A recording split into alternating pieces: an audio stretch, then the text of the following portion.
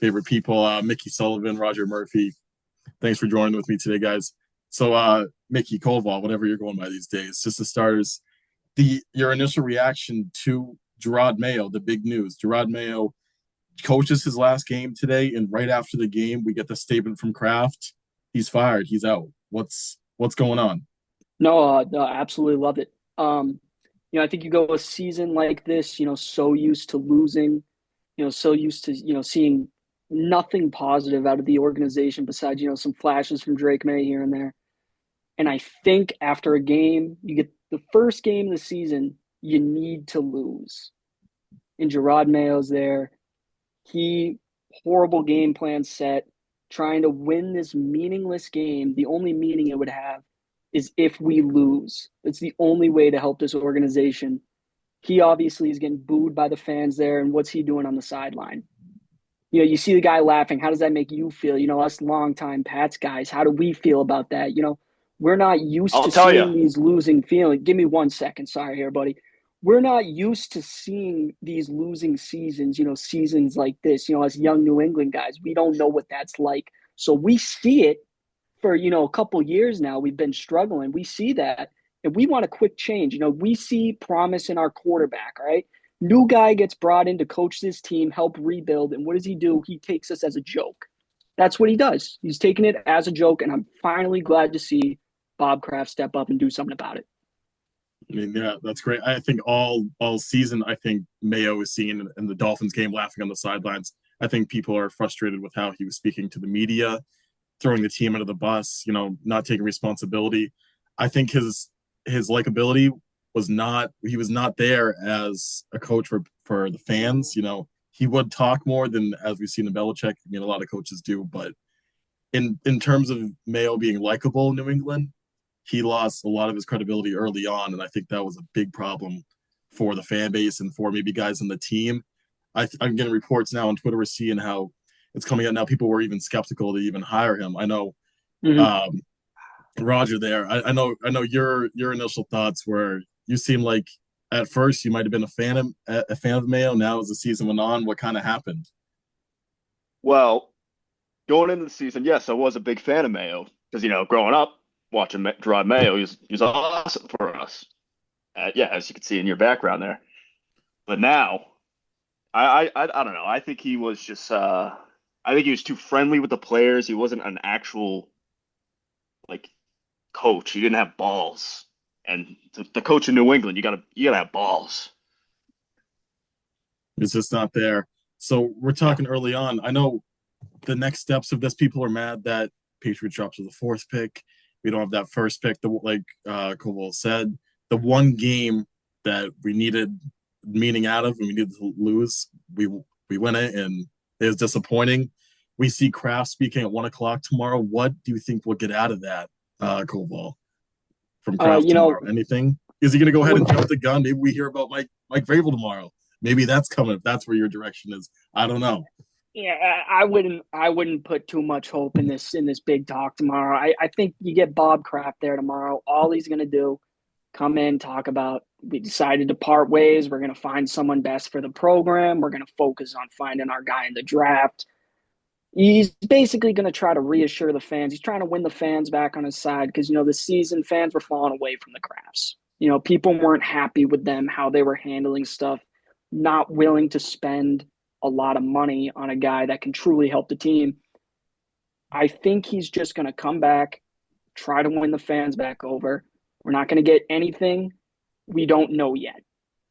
We're not going to get any information on new quarterback, maybe picks, trades that could happen, signings. He's not going to tell us any of that because he doesn't even know. I think we're all going to be let down with this Bob Kraft talk.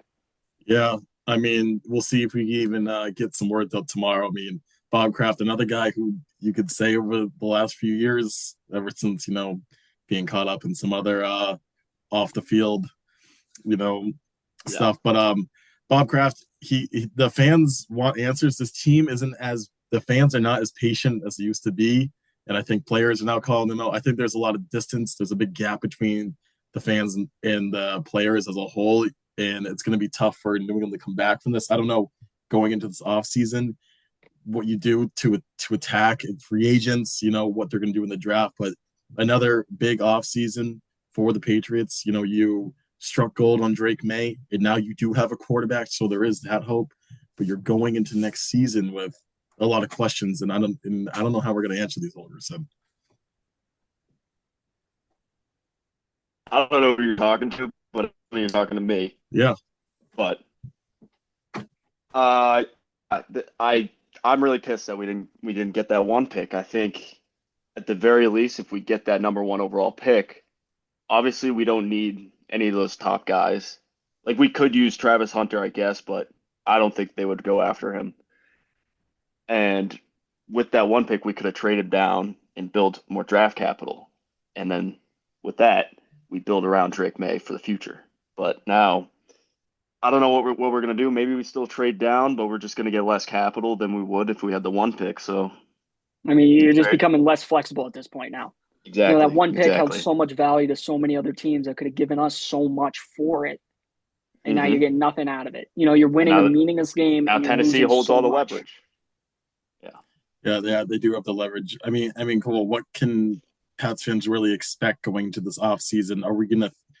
We want the aggression. We want to see them pursue more, but do you think it's going to be as low key as it is? A lot of false promises from Robert Kraft, a lot of false promises. We're going to see a new guy step up to that podium and tell them we're going to put this team back up. But I don't know what it's really going to come down to. It might be Drake May's the attraction. It might be a coach, but what can we really expect going into this offseason? I'll tell you what, you can expect to be let down. That's the way it's looking and how it's been looking for years now. All right. Obviously, I don't want to be let down. I want something good from this. We all do. But when you see the trajectory that this team is headed towards, it's nothing good. I mean, what do you have on this roster that is promising besides Christian Gonzalez and Drake May? You got nothing. Not much. You got nothing. You have zero O-line. All right. You got no weapons on offense. Drake May is out there in a war no matter what team he goes against. He can go against a D-line of the local Pop Warner team, and he's getting sacked 4 times. It's unbelievable. It's embarrassing as a Patriots fan. I think what they need to do, if they like an early receiver in that draft, I'm fine. Take it. If you don't want that early receiver, I'm fine with trading down to, like a maybe 10-12 spot-ish, get an elite O-lineman. Any position, I'm okay with it. I think in the end, this draft should be all O-linemen, a receiver or 2. You can do whatever you want in the later rounds. I don't mind that. In the offseason, you have to target a weapon for Drake May.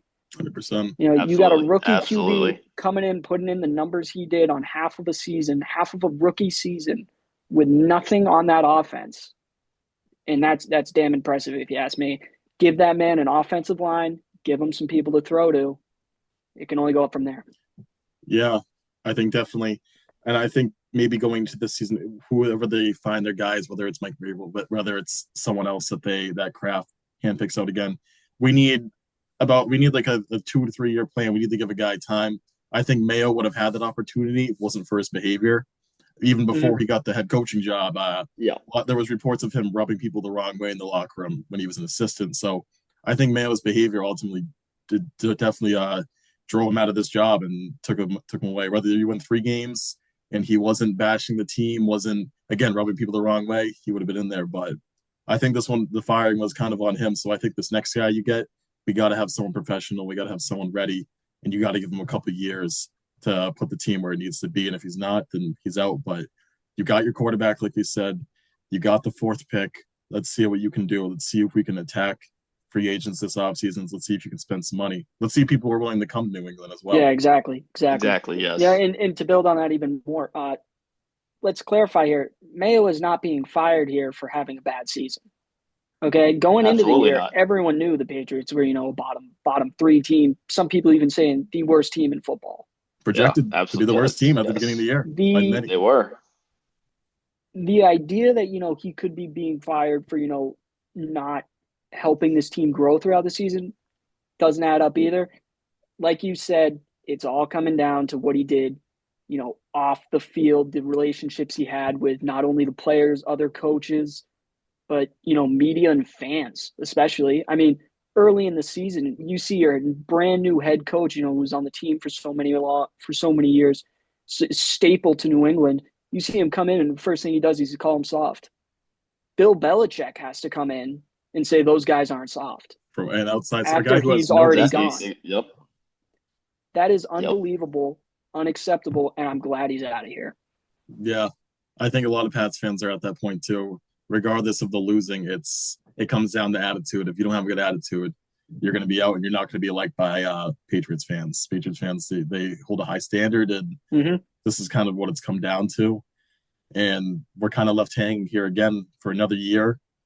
I mean, Patriots fans, you can just keep hoping and hoping. Maybe we'll get some answers, but again, like Koval, like you said, tomorrow I think is going to be another one of those days where it's just Kraft, if he can get any words out, talking about how we need hope, and we're going to be back, and we're going to go put our best foot forward to go find someone for this team. So we'll see what he can bring to the table. I don't know, Kyle, if you have any thoughts about what's going to happen tomorrow and what's going to happen in these next couple weeks, but if you want to just real quick give me that.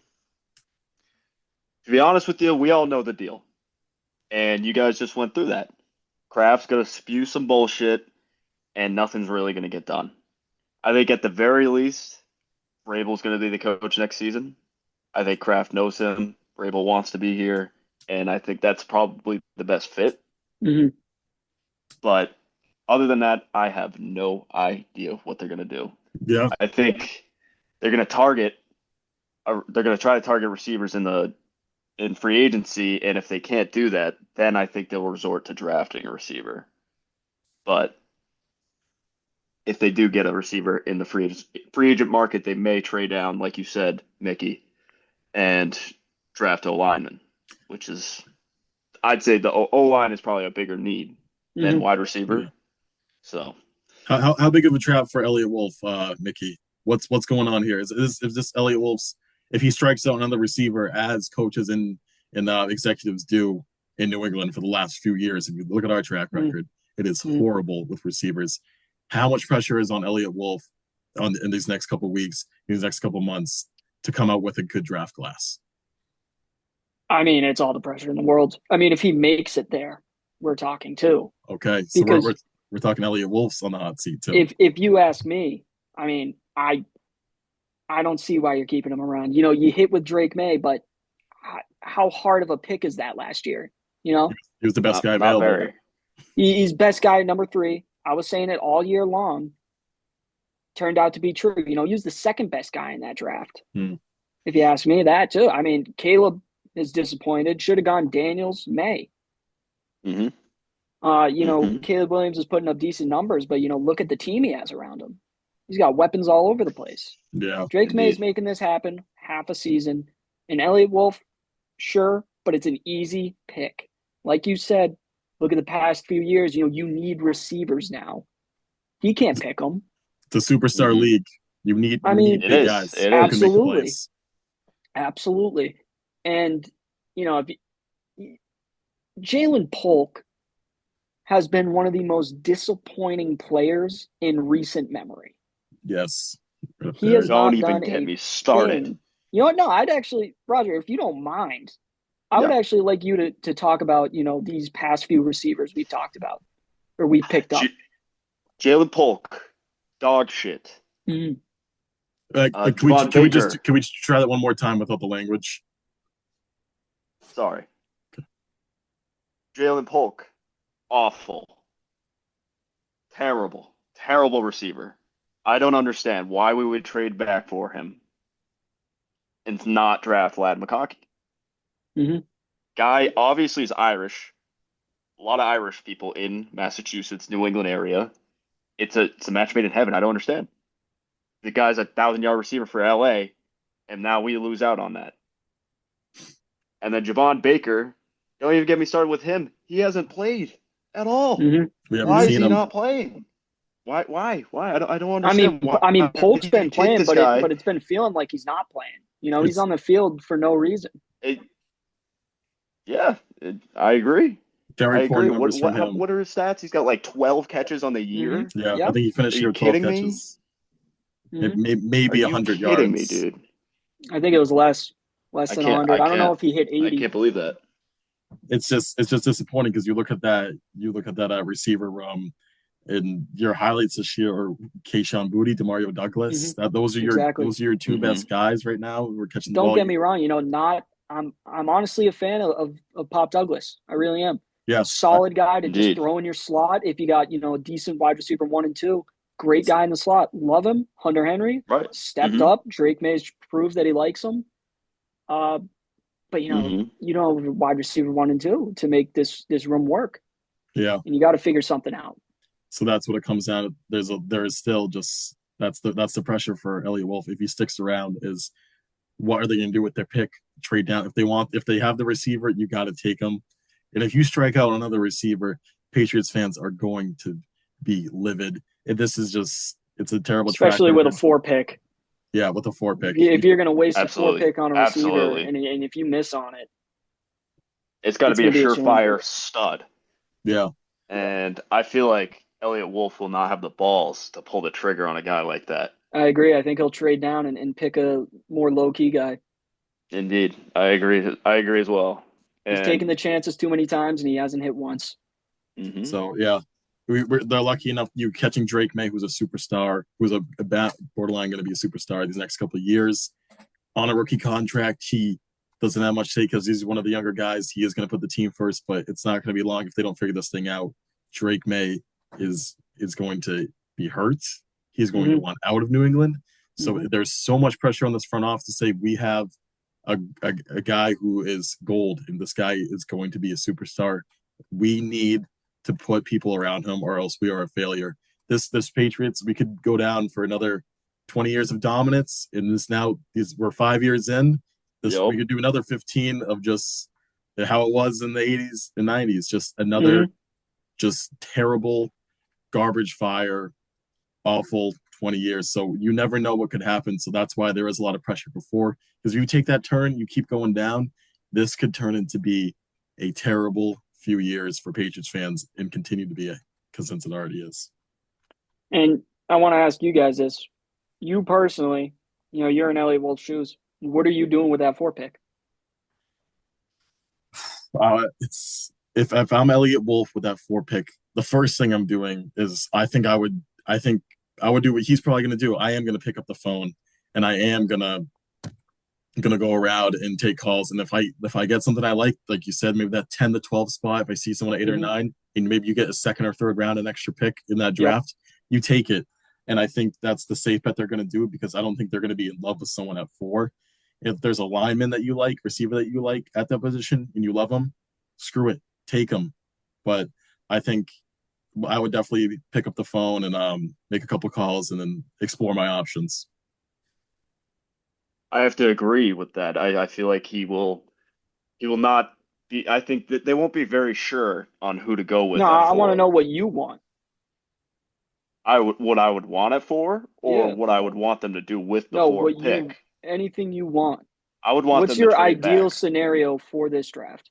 Ideally, they trade back, maybe like into like the in the teens of the first round, maybe get a second, third round pick, whatever, and then and you pick a lineman in that first round, and then try to get a receiver, I suppose, and hopefully in free agency you already signed a receiver.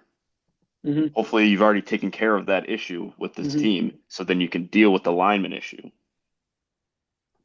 That's what I would do, but A Okay. lot of early on, a lot of You're edge not big guys. on this McMillan guy? I think I don't know enough about him. I'm not big into the college football landscape. I know a little bit about him, but not enough. I think as we get closer to the draft, I'll look more into him, Mm-hmm. study him more, and I think they will as well. And if they really like him, I mean, then hell, we could have another superstar receiver. That would be awesome.